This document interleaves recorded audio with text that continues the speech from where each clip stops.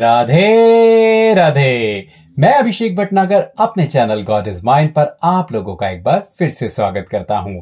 एक बार फिर आज का दिन बहुत ज्यादा शुभ है क्योंकि आज हम श्री कृष्ण अवतार की कथा सुनने जा रहे हैं कि किस तरीके से हमारे मुरली मनोहर हमारे द्वारकाधीश ने अपना अवतार इस धरती पे लिया था और उसकी कथा कैसी है। तो ये कथा तो बहुत रोचक होने जा रही है, तो आप अपना मन लगाकर मैं आशा करता हूं इस कथा को सुनेंगे और जितना हो सके उसको बाकी सब लोगों को में भी प्रचारित करेंगे। तो चलिए करते हैं आज के 10वें स्कंद के 3रे अध्याय की शुरुआत, जिसमें श्री कृष्ण जी के अवतार की कथा है।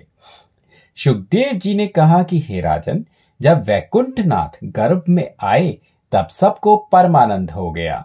सब वृक्षों में ऋतु व अन्य ऋतु के फूल व फल लगकर नदी व नाले पानी से भर गए। मोर आदि पक्षी आपस में कलोल व विहार करने लगे। सबके घर में मंगलाचार होने लगा।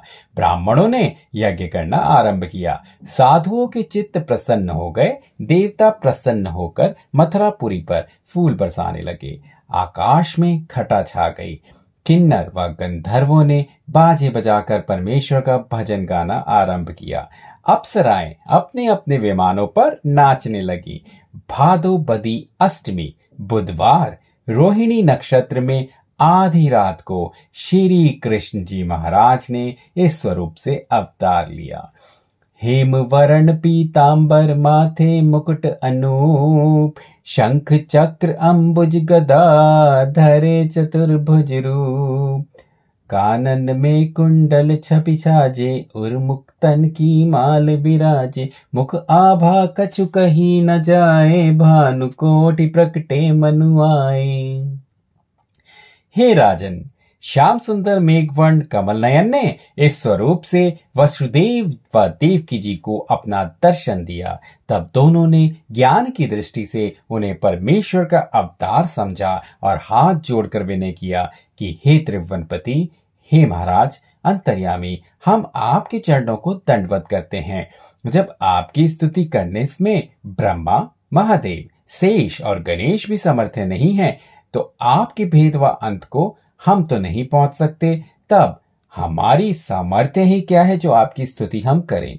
जब जब गौ, ब्राह्मण व हरिभक्तों को दुख पाने से पृथ्वी पर बोझा होता है, तब तब आप एक रूप धरकर पृथ्वी का भार उतारते हैं। हमारे बड़े भाग्य हैं प्रभु, जो आपने दर्शन देकर जन्म व मरण से हमारा उद्धार किया। अब आपके चरणों के प्रताप से हमारा सब दुख छूट जाएगा।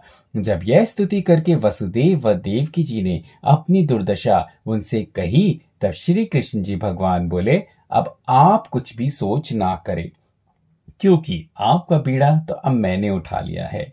आपने पिछले जन्म अपना बड़ा उग्र तप करके मेरे चरणों का ध्यान किया था। जब हमने प्रसन्न होकर अपना दर्शन आपको दिया, तब आपने हमसे यह वरदान मांगा था कि आप जैसा पुत्र हमें उत्पन्न हो। सो मेरे समान तो दूसरा कोई था नहीं, इसलिए मैंने आप दोनों की इच्छा पूर्ण करने और पृथ्वी का भार उतारने के वास्ते अवतार लिया है। सो आपको अपने पिछले जन्म का हाल भूल गया, इसलिए पूर्व जन्म की स्तुति कराने के वास्ते इस स्वरूप में हमने आपको दर्शन दिया है। अब आप इसी समय मुझे गोकुल में ले जाकर यशोदा जी की गोद में सुला दीजिए। एक कन्या यशोदा जी की उत्पन्न हुई है, उन्हें लाकर कंस को दे दीजिए। नंद व यशोदा जी ने भी मेरी बाल लीला का सुख देखने के लिए पिछले जन्म में तप किया है। सो थोड़े दिनों तक बाल चरित्र हम उन्हें दिखलाकर फिर कंस को मारकर आपसे आ मिलेंगे। आप धैर्य रखें। यह सुनकर देवकी माता बोली, हे करुणा निधान, यह अपना स्वरूप अंतर ध्यान कर लीजिए। ऐसा सुनकर श्री कृष्ण जी बाल रूप होकर रोने लगे। उन्होंने अपनी माया ऐसी फैला दी कि वसुदेव जी व देवकी जी ने वह ब्रह्म ज्ञान भूलकर उस बात को स्वप्न के समान जाना। तब वसुदेव जी ने पुत्र होने से अति हर्षित होकर 10,000 गौ का संकल्प मन में किया व श्री कृष्ण जी भगवान को गोद में उठाकर छाती से लगा लिया। वसुदेव जी व देव की माता ठंडी सांस लेकर चिंता करने लगे। देवकी जी ने वसुदेव जी से कहा कि इस बालक को कहीं तो छुपा देना चाहिए ताकि कंस के हाथ से तो यह बच जाए। तब वसुदेव जी ने उन्हें उदास देखकर कहा कि हे प्रिय, मैं इसको कहाँ छुपाऊं? जो कुछ मेरे कर्म में लिखा है वही होगा। यह वचन सुनकर देवकी माता हाथ जोड़कर बोली, तब देवी पति सो कहो नाही और पाव, माखन प्रभु को गोद ले गोकुल में ले जाओ। कितनी भोली थी देवकी माता। हालांकि ये सब जो कि जैसे भगवान ने उन्हें अवतार लेकर ये सारी कथा दिखाई थी और बताया भी था, परंतु क्योंकि भगवान ने उनके अपने ऊपर अपनी मोहनी छोड़ दी थी तो वो सब भूल गए थे। परंतु माँ का कलेजा तो माँ का ही होता है ना। माता ने उनको यह पता था कि मैं एक बंदी खाने में हूं, फिर भी उनका मन ऐसा था कि वह कहने लगी कि इसको कहीं तो छुपा दो, मेरे पुत्र को कहीं तो छुपा दो ताकि वो कंस निर्दयी दोबारा ना आ जाए और मेरी इस 8वीं संतान को वह कुछ कर ना दे। माँ का तो मन होता ही ऐसा है, क्योंकि माँ को यदि बच्चे को थोड़ी भी चोट लग जाए तो आप यकीन मानिएगा कि हर माता जानती होगी कि बच्चे को चाहे जितना भी दुख हो, परंतु माता को उससे बहुत अत्यंत दुख होता है। जब तक कि बच्चा ठीक नहीं हो जाता, माता हमेशा इसी व्यवधान या इसी एक छोटी सी बात के अंदर सिमट जाती है कि मेरे बेटे की कोई हानि ना हुई हो। तो वही बाल और वही हाल इस समय देवकी माता का है, क्योंकि वो श्री कृष्ण को बचाना चाहती हैं। जैसे भी हो श्री कृष्ण जी जो है वो बच जाएं। आगे की बात करते हैं। हे स्वामी, देवकी माता कह रही हैं ये वसुदेव जी से, वहां आपकी स्त्री रोहिणी व मेरी मित्राणी यशोदा और आपके सखा नंद जी रहते हैं। वे लोग बालक की रक्षा व पालन अच्छी तरह करेंगे। इतना सुनकर वसुदेव जी बोले कि इस बंदी खाने से किस तरह ले जाऊं? ऐसा कहते ही परमेश्वर की इच्छा से वसुदेव जी की बेड़ी व हथकड़ी खुलकर आप गिर पड़ी और सब दरवाजे व ताले खुल गए। पहरे वाले चौकीदार नींद में अचेत होकर सो रहे। तब वसुदेव जी ने श्याम सुंदर की महिमा देखकर श्री कृष्ण जी को सूप में धरकर अपने सिर पर उठा लिया और जल्दी से गोकुल को चलने लगे। उस समय अंधियारी रात होने और पानी बरसने से राह में कांटे गड़ते थे, इसलिए शेषनाग जी भगवान ने अपने शरीर की सड़क बनाकर फण की छाया वैकुंठनाथ पर कर दी, जिसमें वसुदेव जी के पांव में कांटे ना चुभे और श्री कृष्ण जी महाराज पर बूंदे ना पड़े। कितनी अद्भुत लीला है। जो भगवान लोगों को दुख से हटाते हैं, लोगों के ऊपर जो दुख की वर्षा होती है उससे उनका बेड़ा पार लगाते हैं, आज शेषनाग जी भगवान उन छोटे से प्रभु के ऊपर कोई बूंदे या वर्षा की बूंदों से उनका बचाव कर रहे हैं।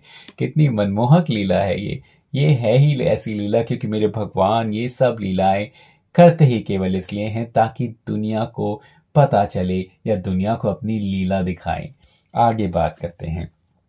इसी तरह वसुदेव जी वृंदावन विहारी को लिए हुए यमुना के किनारे पहुंचकर कहने लगे, पीछे तो सिंह बोलता है, आगे यमुना जी अता है, किस तरह पार उतरूं? देव की माता के पास लौट चलूं, क्या करूं? तब वसुदेव जी पहले ऐसी चिंता करके फिर हरि चरणों का ध्यान धरकर यमुना जल में बैठ गए। तब यमुना जी का पानी श्याम सुंदर के चरण छूने के वास्ते ऊपर को बढ़ने लगा। वसुदेव जी ने यह भेद ना समझकर श्याम सुंदर को दोनों हाथों से और ऊपर उठा लिया। जब यमुना जल वसुदेव जी की नाक तक पहुंचा और वे बहुत घबराकर चिंता करने लगे, तब श्री कृष्ण जी अंतर्यामी ने उनको दुखी देखकर जैसे ही अपना चरण यमुना जल को छुआकर हुंकार दिया, वैसे ही यमुना जी था हो गई, जल घुटने बराबर हो गया। वसुदेव जी यह महिमा देखकर प्रसन्न होकर पार उतर गए और गोकुल में नंद जी के स्थान पर जाकर उनका द्वार भी उन्होंने खुला पाया। सबको सोते हुए देखकर बेधड़क घर के अंदर चले गए तो क्या देखा कि एक कन्या उसी समय की जन्मी हुई माता यशोदा के पास सोई है। यशोदा जी ने योग माया की मोहनी डालने से कन्या होने का हाल नहीं जाना। वसुदेव जी ने यशोदा माता को सोई हुई देखकर तुरंत श्री कृष्ण जी भगवान को उनके पास सुला दिया और उस कन्या को लेकर उसी तरह यमुना पार उतरकर मथुरा को चले गए। जब देवकी जी ने वसुदेव जी व कृष्ण जी को अंधियारी रात पानी बरसने में गोकुल को भेज दिया, तब वह रोते हुए रोकर बहुत पछताने लगी कि कदाचित कोई चौकीदार ना उठ जाए और किवाड़े खुले देखकर कहीं कंस से जाकर कह ना दे, या राह में कोई भी वसुदेव जी को मिल ना जाए और उनका समाचार कंस से कह ना दे, तो ना मालूम वह हमको कैसा दुख देगा। देखिए कितनी रोचक बात है। ये सारी जितनी कहानी हो रही है भगवान की इच्छा से हो रही है, परंतु आप इसको देखिए कि किस तरीके से भगवान देव की माता को भी एक ऐसी लीला के अंदर समाये हुए हैं कि देव की माता, जबकि उन्होंने ये नहीं सोचा कि कैसे दरवाजे खुल गए, कैसे बेड़ी कट गई, कैसे निकल भी गए वसुदेव जी और श्री कृष्ण को उठा भी लिया, फिर भी उनको संकोच कितना है। वह यही सोचे जा रही है कि कहीं चौकीदार ना उठ जाए और कहीं कंस को जाकर ना बता दे। यदि ऐसा ही होना था तो क्यों बेड़ी कट गई और क्यों भगवान ने सारी लीला रचाई। परंतु देखिए सब मेरे भगवान की लीला है कि उन्होंने इतना कुछ होते हुए भी अपनी लीला इस तरीके से छा के रखी कि देव की माता वही अपनी एक कोमल माता की तरह सोचे जा रही है कि क्या मेरा ललना ठीक तो होगा, क्या वसुदेव जी वापस तो आ जाएंगी, क्या यह सब कुछ सही होगा और सही होता रहेगा। उस समय भी उन्हें विश्वास नहीं हुआ कि ये लीला जो हो रही है यह मुरली मनोहर के जन्म होने की हो रही और वो भगवान का स्वरूप है। खैर आगे बात करते हैं। अतः यमुना में वह कैसे पार उतरे होंगे, उनको गए बहुत विलंब हुआ है, लौटकर तो अभी तक नहीं आए। ऐसी बातें सोचते हुए देव की माता बैठी रो रही थी। उसी समय वसुदेव जी आ पहुंचे और वह कन्या देवकी जी को देकर वहां का सब हाल कह दिया। तब देव की माता प्रसन्न होकर बोली, अब हमको कंस चाहे मार भी डाले तो भी कुछ डर नहीं है, ऐसे पापी के हाथ से मेरा बालक तो बच गया। तो ये थी हमारे श्री कृष्ण जी के अवतार लेने की कथा। बहुत सुंदर और बहुत रोचक कथा थी। इसको सुनने में बहुत ही मजा आया। कल हम आपको ये अध्याय हम यहीं समाप्त करेंगे, क्योंकि श्री कृष्ण के अवतार की कथा तो आप जितनी बार सुनेंगे उतना ही आपका जीवन अच्छा होगा, उतना ही आपको, मुझे मालूम है, मनमोहक लगेगा। तो बाकी कथा हम कल सुनाएंगे चौथे अध्याय की, जिसमें हम आपको बताएंगे कि किस तरीके के कंस के हाथ से उस कन्या का पटकते समय छूट जाना होगा और वह कन्या कंस को किस तरीके से डराएंगी, क्योंकि वह दुर्गा माता का स्वरूप है।